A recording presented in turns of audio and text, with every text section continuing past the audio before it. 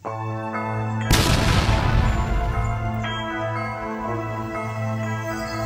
kita semua, salam sejahtera untuk seluruh saudara-saudara sebangsa dan setanah air dimanapun Anda berada, para pemirsa, para hadirin yang dimuliakan Allah Subhanahu wa Ta'ala.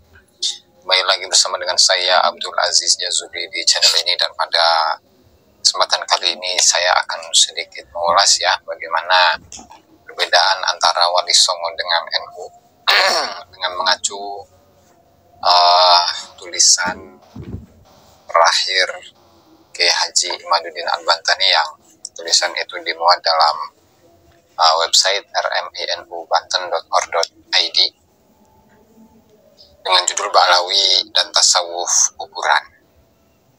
Jadi kalau berbicara tasawuf itu kaitannya adalah dengan bagaimana cara seseorang untuk mendekatkan diri kepada Allah Subhanahu wa Ta'ala dengan menghilangkan rasa-rasa iri, dengki, serta penyakit-penyakit hati yang lainnya. Sehingga ketika dia itu menggemakan takbir Allahu Akbar, itu yang diagungkan adalah Allah Subhanahu wa Ta'ala. Tidak ada yang paling besar, tidak ada yang paling agung kecuali keagungan Allah Subhanahu wa Ta'ala sendiri, dan bukan menjunjung tinggi klannya atau keluarga besarnya atau kaumnya atau bahkan egonya ya. Sehingga kebenaran yang hakiki ketika dia memang benar-benar menjunjung tinggi kebesaran Allah Subhanahu wa Ta'ala, maka itu akan tercermin dalam perilakunya, dalam ucapannya, dan dalam perbuatannya. Sehingga ketika dia itu menggaungkan, mengumandangkan takbir Allahu Akbar, tetapi justru dia itu membesarkan dirinya, membesarkan hawa nafsunya, maka itu bukanlah takbir yang hakiki menurut pandangan ulama-ulama sufi. Sehingga dengan adanya kajian nasab, sehingga menjadi polemik nasab Ba'alawi ini, yang tentu hal ini sangat mencerahkan kepada masyarakat-masyarakat di akar rumput, masyarakat-masyarakat bawah, di perkampungan, di pedesaan. Itu mereka akan menjadi orang-orang yang semakin cerdas untuk tidak mudah ditipu, tidak mudah untuk didawir, tidak mudah untuk didoktrin, sehingga hal-hal yang sifatnya itu doktrin, pemahaman-pemahaman yang melenceng dari keagamaan, segala sesuatu dikait-kaitkan dengan nama suci, nasab suci Nabi Muhammad SAW, itu pun akan hilang dengan sendirinya. Sehingga hal ini mengingatkan kita kepada bagaimana dakwah atau metodologi dakwah yang dilakukan oleh Wali Songo, yang kemudian oleh ulama-ulama NU itu dirumuskan dengan Islam Nusantara itu. Itulah sedikit dari gambaran bagaimana para Wali Songo di zaman dulu, mereka itu menyebarkan, mendakwahkan agama Islam kepada masyarakat Nusantara, sehingga dalam waktu yang sangat singkat, kurang lebih 40-50 tahun, maka mayoritas bangsa Nusantara ini itu mau untuk menerima ajaran Islam itu sendiri, yang pada awalnya mereka itu tidak mengenal apa itu Islam dan lain sebagainya. Lalu kemudian Wali Songo itu disebut asal muasal mereka itu adalah dari Yaman dan dari klan Ba'alawi. Tentu hal ini tidak sesuai dengan tradisi, tidak sesuai dengan amaliyah yang biasa dilakukan atau diturunkan oleh Wali Songo kepada umat Islam di Nusantara.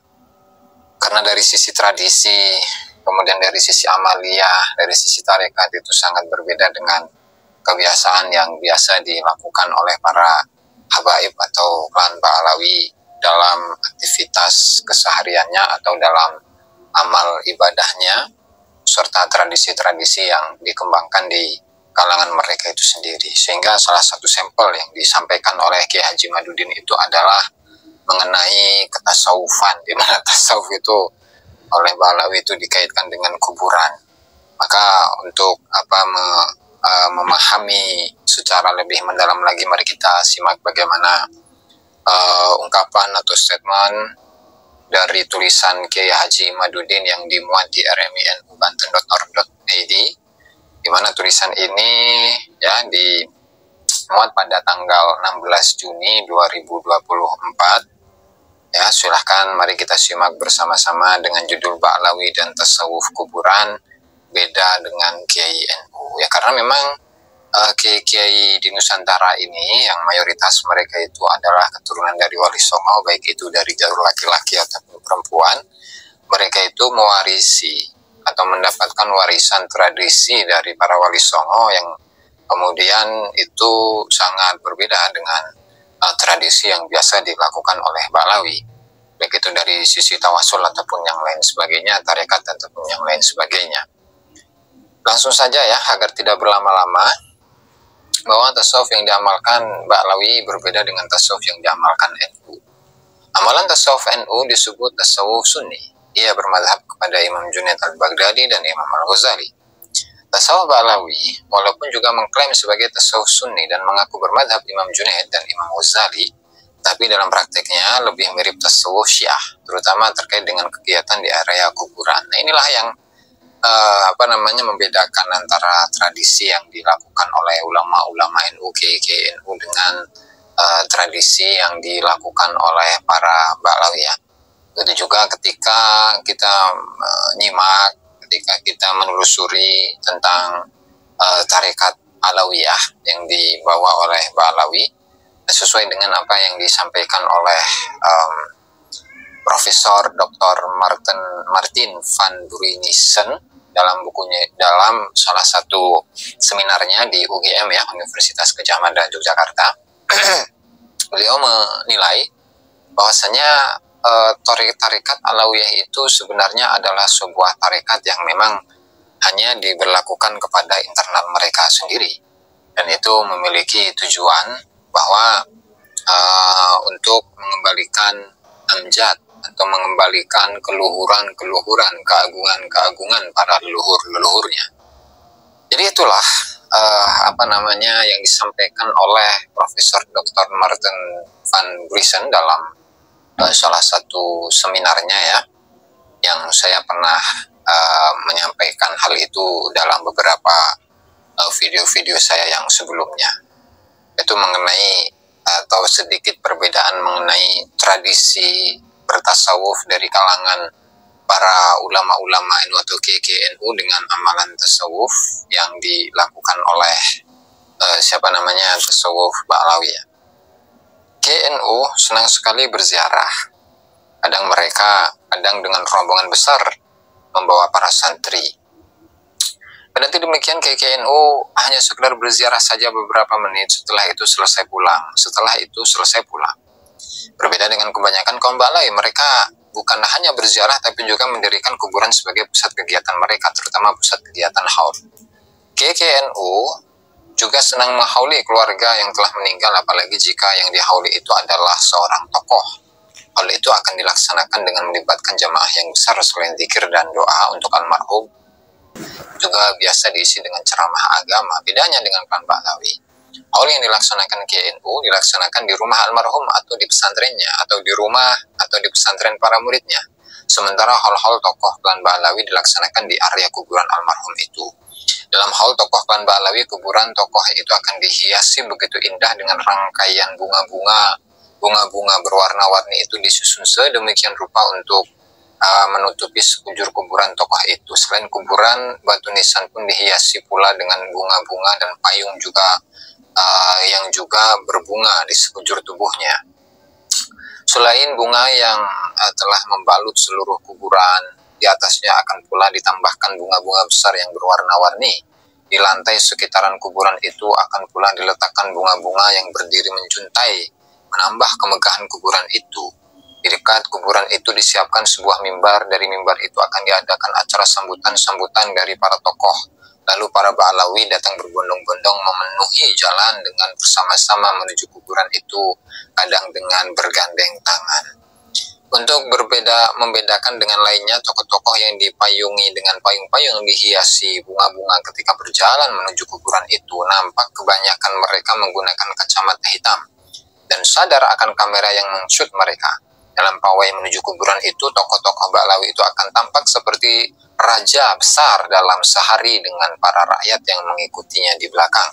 Kemudian mereka akan duduk mengitari kuburan yang berhias indah itu. Tentu tradisi itu bukan tradisi tasawuf Kiai Nahdlatul Ulama yang kita kenal. Tradisi itu lebih mirip tradisi kaum Syiah ketika merayakan hari Asyura Karbala, Irak. Mereka berkumpul di jalan, kemudian pawai menuju makam Sayyidina Husain. Ya, seperti apa yang disampaikan oleh Kiai Haji Ubaidillah Tamamunji, di mana beliau itu seringkali berinteraksi dan menerima tamu dari kalangan para habaib, kalangan Ba'lawi ya. Sampai-sampai Kiai Ubaidillah itu menyimpulkan sebenarnya bahwa para habaib itu berapa mayoritas lah ya, 80% barangkali. Kata beliau ini, 80% itu adalah dari kalangan Syiah, sehingga ketika berinteraksi dengan yang lainnya itu semacam mereka itu ya seringkali berpura-pura yang seolah-olah ketika di depan para kiai-kiai seolah-olah mereka itu memposisikan diri sebagai ahlus sunnah, tapi kalau di belakang itu yang memposisikan diri mereka sebagai orang Syiah. Itu yang disampaikan oleh Kiai Haji Ubaidillah Tamamunji. Dalam beberapa kesempatan beliau menyampaikan akan hal itu, sehingga ini adalah satu indikator barangkali bahwa tradisi yang biasa dilakukan oleh kalangan Ba'lawi itu adalah tradisi Syiah yang diantaranya itu menghiasi kuburannya. Kemudian setelah itu terkadang selain membaca doa-doa ketika datang ke kuburan, para Ba'lawi juga bernyanyi puji-pujian dengan menggunakan alat tabuh-tabuhan. Alat tabuh-tabuhan itu dipukul dalam keadaan mereka duduk menghadap kuburan, kadang pula sambil berdiri. Setelah itu mereka akan mengusap menciumi nisan kuburan itu. Hal yang semacam itu tidak dilakukan oleh tokoh-tokoh KNU tentu ya, karena memang secara mayoritas itu Kiai NU dalam merawat barangkali kuburan dari para sesepuh-sesepuhnya atau orang tuanya itu ya biasa saja dengan kuburan yang sederhana. Sekiranya di situ ada tanda bahwa ini adalah kuburannya ayahnya misalkan, atau kakeknya atau leluhurnya gitu misalkan, tanpa ada upaya untuk menghiasi dengan semegah mungkin atau semewah mungkin ya. Dari situ kita memahami bahwa tasawuf KKNU itu berbeda dengan tasawuf klan Ba'lawi. KKNU walau sering berziarah ke makam wali, tetapi tidak mengagungkan kuburan-kuburan sebagaimana Ba'lawi mengagungkannya. Beberapa makam wali yang sekarang dilaksanakan hal di area makam itu tidak dipanitia oleh KKNU, walaupun ada pasti dipengaruhi oleh Ba'lawi. Contohnya Haul Sunan Ampel yang beberapa kali hal dilaksanakan di area makam itu dipengaruhi oleh Lutfi bin Yahya ya, tanpa menyebutkan gelar Habibnya itu, yang merupakan salah satu keluarga klan Ba'lawi yang menjadi penceramahnya. Kemudian tradisi-tradisi pengagungan kuburan dengan ziarah laksana pawai itu murni dibawa dari Hadramut, seperti tradisi ziarah akbar Nabi Hud yang dilaksanakan setiap 10 Sya'ban di makam yang dipercaya oleh mereka sebagai makam Nabi Hud. Tertib ziarah dimulai dengan membersihkan diri atau berwudu di sungai yang dekat dengan Syi'ib Hud. Lalu dengan berbaris memenuhi jalan, mereka berupaya menuju ke Hasoh ya, batu Syekh Umar Al-Muhdar sebagaimana atau dalam kurung ini sebuah bangunan yang telah diwakafkan menjadi masjid, tutup kurung, untuk mengumandangkan zikir bersama. Sebelum mereka menuju ke makam Nabi Hud, mereka berhenti sejenak di Bir Taslim, di tengah-tengah itu sebuah nama sumur, untuk mengucapkan salam kepada malaikat dan arwah para nabi. Setelah itu mereka menuju ke makam Nabiullah Hud dan dipimpin oleh munsib masing-masing kabilah. Ya, saya memang pernah dan setiap tahun itu ke sana ketika saya kuliah di Hadramut ya. Oke, lanjut. Tradisi semacam itu tidak dikenal di Nusantara sejak Islam masuk ke Nusantara. Dapat dibuktikan dengan tradisi KKNU yang tidak melaksanakan ziarah akbar dengan memusatkan sebuah acara haul di sebuah kuburan. Haul tokoh-tokoh KKNU berpusat di rumah atau pesantren. Tentu hal yang demikian ini merupakan tradisi turun-menurun dari Wali Songo. Hal demikian membuktikan bahwa masuknya Islam di Nusantara sama sekali tidak ada hubungan dengan klan Ba'lawi, dilihat dari perbedaan cara haul dan pengagungan klan Ba'lawi yang berlebihan terhadap kuburan. Sehingga wajar kenapa ada kuburan-kuburan palsu, sampai-sampai kuburan kucing itu menjadi sebuah kuburan wali. Kemudian juga di beberapa daerah-daerah yang awalnya itu bukan makam dari atau kuburan dari Habib, lalu dirubahlah menjadi kuburan Habib dan lain sebagainya. Karena memang kuburan itu adalah bisa dikatakan satu alat ya, satu alat untuk menunjukkan bagaimana status atau bagaimana kesejarahan di masa lalu, bahwa ketika kuburan itu tertulis dengan angka tahun yang lama, maka bisa diklaim bahwa leluhur mereka itu sudah datang ke Nusantara ini semenjak ratusan tahun yang lalu. Sehingga ya kita harus hati-hati dengan adanya kuburan-kuburan yang palsu itu, ya harus waspada, karena itu adalah bagian dari sejarah bangsa Indonesia. Dan ketika sejarah bangsa Indonesia itu sudah dihancurkan, ya, maka identitas dari bangsa Indonesia atau Nusantara ini itu pun akan hilang, akan lenyap. Sehingga jati diri dari bangsa Indonesia itu pun akan ikut lenyap juga ya. Hanya hati-hati jangan sampai kuburan-kuburan para leluhur-leluhur bangsa Indonesia ini kemudian dibalawikan atau dihabibkan ya. Selanjutnya hal lain, perbedaan tasawuf KKNU yang Sunni dengan tasawuf Ba'alawi adalah tradisi berjoget. Dalam acara tasawuf Sunni, para KKNU berjoget adalah sesuatu yang memalukan. Walaupun tidak sampai dihukumi haram, berjoget bagi KKNU adalah menurunkan kehormatan dan muruah. Bahkan telah diatur dalam hukum fikih Islam, orang yang suka berjoget tidak sah menjadi saksi nikah. Dalam sebuah tulisan berjudul "Mengapa para Habib tidak sah menjadi saksi nikah?", penulis telah jelaskan bahwa para ulama dari klan Ba'alawi tidak sah untuk menjadi saksi nikah karena kebanyakan mereka suka berjoget. Kitab Fathul Mu'in memberikan beberapa contoh orang-orang yang tidak diterima kesaksiannya karena tidak mempunyai muruah. Fayusqituha al-aklu awisyurbu fis-suq wal masyu fihi kashifan ra'sahu aw badanahu li ghairi suqin. Kemudian wa qublatul hilya bi hadratin nas. Kemudian wa iksaru ma yudahiku bainahum. Kemudian aulah bi syatranj aw raqs. Maka runtuhlah muruah itu oleh makan dan minum di pasar, berjalan di pasar tanpa menutup kepala dan badan. Hukum ini untuk selain orang yang bekerja di pasar dan mencium istri di depan orang, memperbanyak kata yang membuat orang tertawa, sering main catur dan berjoget. Fathul Mu'in dalam I'anat Thalibin jilid 4 319. Imam Ghazali juga dalam kitab Ihya Ulumuddin berkata, wa huwa makruhun lidzawil manasib li'annahu la yaliqu bihim wa makuriha likaunihi ghairu laikin bimansabi zil manasib dil mansab fala yajuzu an yusafa bitahrim. Dan berjoget itu makruh bagi orang yang mempunyai kedudukan karena joget itu tidak layak bagi mereka, dan sesuatu yang dimakruhkan karena ia tidak layak dilakukan oleh orang yang punya kedudukan, maka tidak boleh dihukumi haram. Ihya jilid 2 halaman 305. Imam Ghazali setuju bahwa berjoget bagi laki-laki tidak haram, tetapi ia makruh dilakukan oleh orang-orang yang mempunyai kedudukan tinggi di hadapan masyarakat, semacam ulama dan para pejabat. Jika para habaib itu beralasan bahwa berjoget itu adalah bagian dari budaya mereka, jadi ikut berjoget bersama itu bagian dari menjaga budaya mereka. Tentu menjaga budaya itu adalah suatu hal, dan hilangnya muruah itu adalah hal lain.